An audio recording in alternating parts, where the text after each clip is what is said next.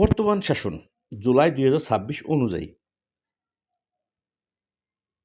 Number 1, কেন্দ্রীয় সরকার 2024 সালের জুলাই অভ্যুত্থানের পর শেখ হাসিনা সরকারের পতন ঘটে। নোবেল বিজয়ী মোহাম্মদ ইউনুস অ্যান্ড গ্রামীণ ব্যাংক নেতৃত্বে অন্তর্বর্তীকালীন সরকার চলে আগস্ট 2024 থেকে ফেব্রুয়ারি 2026।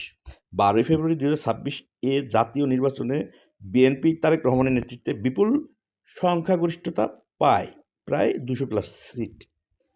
তারেক রহমান 17 ফেব্রুয়ারি প্রধানমন্ত্রী হন। জামায়াত ইসলামী দ্বিতীয় বৃহত্তম শক্তি। 2, স্থানীয় প্রশাসন। বর্তমানে অনেক জেলা পরিষদ, সিটি কর্পোরেশন ইত্যাদিতে বিএনপি সমর্থিত প্রশাসক নিয়োগ করা হয়েছে। নির্বাচিত প্রতিনিধি না থাকায় 2024 এরপর 5 আগস্ট 2024 পর এটি সাধারণ ইউনিয়ন, উপজেলা, পৌরসভা নির্বাচন আসছে অক্টোবর 2026 থেকে শুরু, নভেম্বর ডিসেম্বরের ভিতরে এটা শেষ করার যে পরিকল্পনা হাতে নিয়েছে সেটি। কিন্তু তথাপি এলজিডি ব্যুরোক্রেসি কেন্দ্রীয় নিয়ন্ত্রণে থাকে, যা ঐতিহাসিকভাবে সব সরকারের অধীনেই দেখা গেছে। কে শাসন করে? আইন অনুযায়ী নির্বাচিত সরকার, বিএনপি নেতৃত্বাধীন বাস্তবে প্রশাসন, পুলিশ, আমলাতন্ত্র ও রাজনৈতিক নিয়োগের মাধ্যমে ক্ষমতা চলে। অতীতে আওয়ামী লীগের সময় একই ধরনের অভিযোগ ছিল, নিরপেক্ষতার অভাব। এটি বাংলাদেশের গভীর সমস্যা। সেটা হচ্ছে বাংলাদেশের সবচেয়ে গভীর সমস্যা, সেটা হচ্ছে দলীয়করণ। আমি একটা জায়গায় বসার পরে আমি ভোট পেয়ে যদি আসি, তাহলে বাকি যারা আমাকে ভোট নেই, আমি তো সেই সংসদে সেই আসনেরই আমি নেতা, আমি সেবক হিসেবে দায়িত্ব পেলাম। বাট আমরা কি তা কোনোদিন দেখতে পারি? দুই চোখকে আমাদের সমান কখনো করতে পারছি? পারি নাই। সবচেয়ে বড় সমস্যা না দলীয়করণ। বাট এই দলীয়করণটার সমাধান রাজনৈতিক দলের ভিতর থেকেই শুরু করে আসতে হবে। আদানি সরকার এসে দলীয়করণ আরও বাড়তেই থাকবে। রাজনৈতিক দলের যে নেতা মনোনীত কীভাবে হয়? একজনের ইচ্ছায় হয়? এটাই আমাদের ভুল। কাগজ কলমে যা আছে আমরা ফলো করি না। এনিওয়ে, পূর্বের অবস্থা ভার্সেস বর্তমান।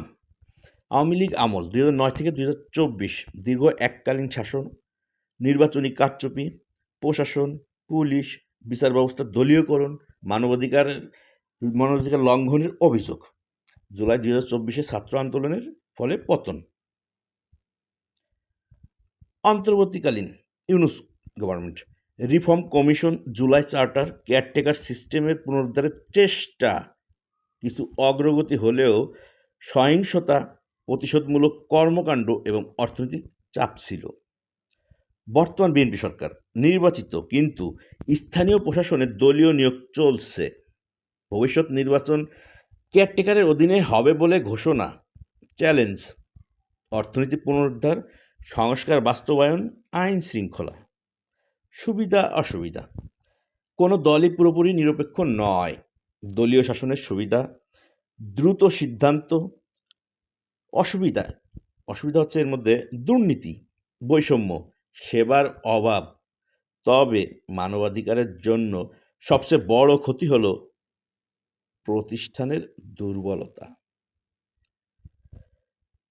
নির্বাচনে সমান সুযোগের মাঠ নিশ্চিত করার সর্বোত্তম উপায়, সততার সাথে বলছি, কোনো একক ম্যাজিক সমাধান নয়। সততার সাথে আমি বলছি যে কোনো একক ম্যাজিক সমস্যার সমাধান নয়। যাদের জন্য আমি শিখেছি বঙ্গবন্ধুর কাছ থেকে, প্রথম পঞ্চবার্ষিকী পরিকল্পনায়, স্বাধীন বাংলাদেশের প্রথম পঞ্চবার্ষিকী পরিকল্পনায় বঙ্গবন্ধু শেখ মুজিবুর জাতির পিতা বঙ্গবন্ধু কী বলেছিলেন? তোমরা যাদের জন্য যে নীতি প্রণয়ন করবা, সেই নীতি যাদের জন্য, তাদেরকে এটা বুঝতে হবে এবং উপলব্ধি করতে হবে এবং তাদের স্বতঃস্ফূর্তভাবে এগিয়ে আসতে হবে। অন্যথায় তোমরা যতই নীতি করো, কাজে আসবে না। আজ আমরা 55 বছর পর এসেও এই বঙ্গবন্ধুর পঞ্চবার্ষিকী পরিকল্পনা, তার যে মন্তব্য, সেই মন্তব্যকে আমরা এড়াতে পেরেছি? কেন পারি নাই? কী কারণে পারি নাই? কী সমস্যা ছিল? কেন আমরা করি নাই? নিরপেক্ষ প্রধান উপদেষ্টা নির্বাচনের জন্য স্বচ্ছ কমিটি তো তৈরি করতে হবে, যে কমিটির মধ্যে প্রধানমন্ত্রী থাকবেন, বিরোধী দলীয় নেতা, বিচারপতি, স্টেক হোল্ডার, সমাজের সিভিল সোসাইটি, যে কোনো কেউ মিলে একটা কমিটি গঠন করতে হবে। সেই কমিটি হচ্ছে নিরপেক্ষ প্রধান উপদেষ্টা নির্বাচনের জন্য, নট প্রধান উপদেষ্টা তারা হবেন। Am I clear? Point 1। Point 2, নির্বাচন কমিশন ইসি শক্তিশালী করা। ইসিকে শক্তিশালী করতে গেলে কি করতে হবে? স্বাধীন নিয়োগ প্রক্রিয়া, দলীয় প্রভাবমুক্ত। বর্তমানে যে ইসি আছেন, এই ইসি তো সবারই পোর্টফোলিও আমরা জানি, কিন্তু পোর্টফোলিও ছাড়া কি মানুষ নাই বাংলাদেশে? 20 কোটির মধ্যে অবশ্যই আছে। তো ওই কমিটি খসবে, সমস্যা কি?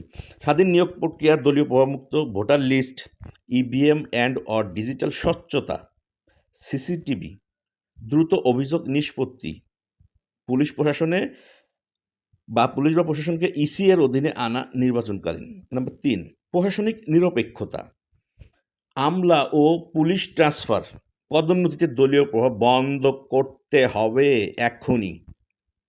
আমলা ও police transfer, I repeat, Amla O police transfer বা পদোন্নতিতে দলীয় প্রভাব বন্ধ করা। স্থানীয় সরকারকে আরও স্বায়ত্তশাসিত করা, ডিসেন্ট্রালাইজ, যেটাকে আমরা বলি, ডিসেন্ট্রালাইজ করতে হবে, যাতে কেন্দ্রীয় দলীয় নিয়ন্ত্রণ কমে। লোকাল ইলেকশন সময় মতো করা। সকল দলের অংশগ্রহণ, আওয়ামী লীগ সহ সব দলকে আইনি বাধা ছাড়া অংশ নিতে দেয়া, কিন্তু অতীত অপরাধের জন্য জবাবদিহিতা। নাম্বার 4, অন্যান্য সংস্করণ, বিচার ব্যবস্থা স্বাধীন, মিডিয়া, সিভিল সোসাইটি স্বাধীন